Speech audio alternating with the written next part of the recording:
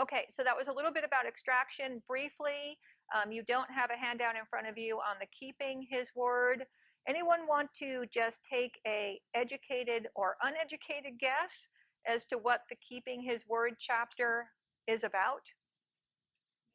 Maybe applying it? Yeah, right? Applying it, using it, keeping it well, preserving it, protecting it as well, right?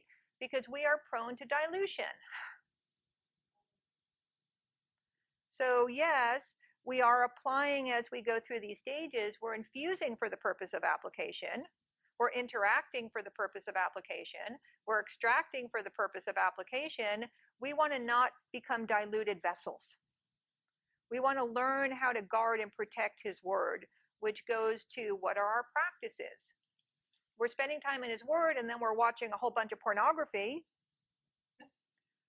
We're spending time in his word and then we're hanging out in not the best environments. We're infusing with his word, but then we're spending time with situations and people and events that want to dilute his word, right? We have to remember we are all susceptible to dilution. What are we doing in our life? What are appropriate practices, healthy practices that we're putting in place to ensure that we're not diluting his word? I think, let's just say we spend 5% of our time in the Word, and then we get 95% of the Word the rest of the day. I mean, so it's very, very easy for that to happen. It's easy for that to happen, but what do we know foundationally about the truth of his word? It is stronger and broader and deeper than anything the world can throw at us, and greater is he that is in you than he who is in the world. So while we spend more time in the world, if we are infused with him, even if that's 5% of our day or 3% of our day, that continual infusion and a mindset that says, I want to be aware of dilution, I want to execute and implement in a way that's consistent with his word. So everyone around me at work is being ugly, doesn't mean I'm going to be ugly. Everyone at work around me is making poor choices, doesn't mean I'm going to make a poor choice, right? The challenge is living in, but not of the world, which is what we're learning to do at the Christian Life Institute. Yes. Well, that's keeping God's word. Yes. The place that my brain automatically goes to is in the garden. So Eve has an understanding of what God's word is, but she doesn't keep it. Yeah. She says, this is what God is saying, but I'm going to choose to do something else. Great example. Great example, right? We know, and this is where accountability comes in.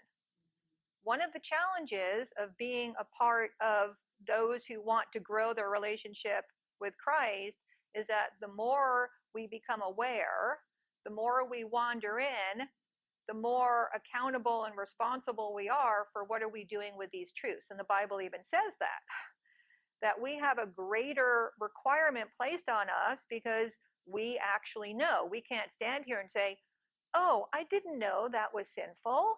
Oh, I didn't know that was displeasing to God. Oh, I didn't understand that. And it's not just because God's trying to back us into corners, but as we pursue this path and we gain greater insight and we are more infused, there is a requirement on us that we are more faithful and obedient. And it's not because, again, God's waiting to throw a lightning bolt at us. It's because his ultimate desire, again, is our spiritual growth and transformation. And Satan and well-intentioned Christians and good friends and churchgoers and everybody else are going to come and kind of say, did God really say that? That doesn't really make sense. I'm not sure why you really think you need to do that. God's not going to care. God's giving and gracious and forgiving and loving.